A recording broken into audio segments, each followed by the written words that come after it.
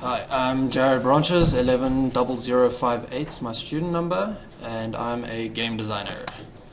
So, Hi. the current opportunities in today's gaming world are the lack of hardcore mobile RTS games, offline games, a lot of today's games you just have to play with a connection, and also game replayability, which is the ability to play a game over and over, still the same amount of excitement. So, I'd like to introduce my game is We Shall Prevail, Build, Conquer and Prevail, a mobile RTS for Apple iOS and Android.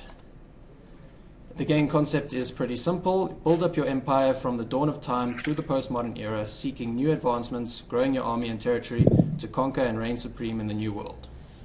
There's a lot to eat there, but you'll find out more about it now. Similar games you may know are Age of Empires, Rise of Nations, and Warcraft 3. My key features of my game are natural disasters, time advancements, and endless map possibilities through procedural map generation. This is a prototype demo to just show you a brief bit of my game.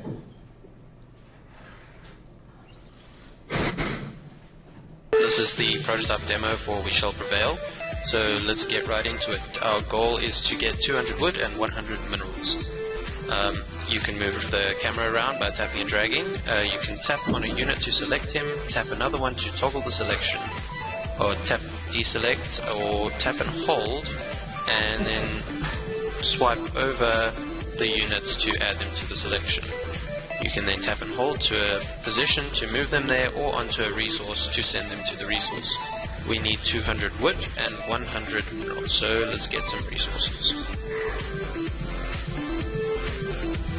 We have wood, we have minerals and food. I'll pause now until I have enough resources. Right, we now have enough resources to build a reproduction house. If we click the reproduction house button in the bottom right here, it spawns a house, and we can place it. It then takes 2 units to reproduce, so we send them to the reproduction house. Once they're inside, it will start using food on a rate base of 2 per second until 1 minute is reached, and then a new unit will be spawned. So at the moment we are out of food, so we shall get some. This reproduction house system is not going to make it into the final game, and is being replaced with the standard RTS method of a main building, i.e. a settlement to create workers. But all living units will use a rate-based food resource. One of the other things that have changed since the prototype are the controls, which I will get to later on in the presentation.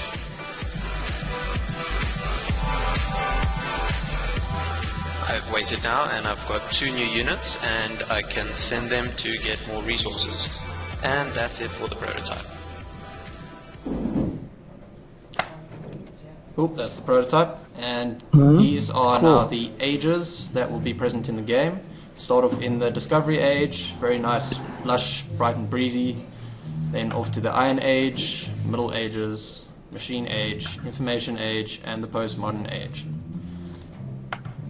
Type of units, there are 2 types of units, a worker unit and a military unit. The worker unit is the base unit and can be trained into a military unit or just kept as a worker. They also have experience upgrades based on when they complete tasks, and they can be upgraded from an apprentice to a skilled, for example, and their stats will then be boosted accordingly. Same with the military units. This is just a breakdown of the type of units that are in the game at the moment.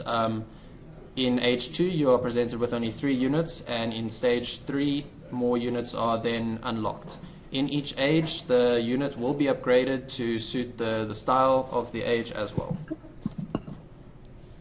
These are just a breakdown of some of the buildings: a basic dwelling for population, a workshop to allow you to build other buildings, a farm for stable food, lumber mill. Settlement is a big one. That's the main building which is required for all other buildings.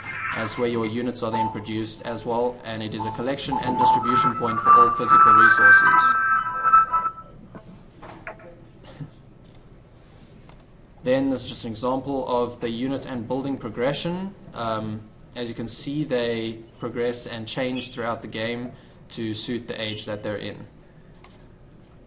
There are the 3 basic resources to start with, and then the 4th, which is research, which starts in the 4th age. Stone is a special resource that can be upgraded to unrefined metal and refined metal in the 2nd and 3rd age respectively. The natural disasters, these can be any of the basic natural disasters, volcanoes, tornadoes, etc.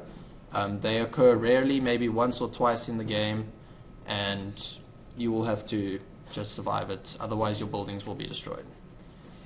This is a kind of style that I'm going for in the game, as you can see there. The procedural map generation will be seed based, so you can repeat a certain map if you really enjoyed that. Locations of players will be spawned randomly. You don't have a choice where they will go. There'll be variable map sizes which you can set beforehand to decide if you want a small map, which will probably be a quicker game than a large map, for instance. Village placement will be random NPC villages, which will give you bonus boosts, maybe resources or something. And then the environment will be made up out of environmental sections, which allows for the expansion of biomes in a later version of the game. Basic controls. The controls will be very easy to use and intuitive. Simple controls that do not take away from the actual gameplay and the enjoyment of the game. The HUD is very easy to use and allows you to see everything that's going on at all times. For instance, you have your idle workers, working workers and training workers, and you can see that at all times and select them or zoom into them at all times. The military HUD is slightly different and allows for different controls during a battle. So you'll be able to select your control groups or specifically melee, ranged or siege units and control them by painting on the screen and using simplified controls. Yeah.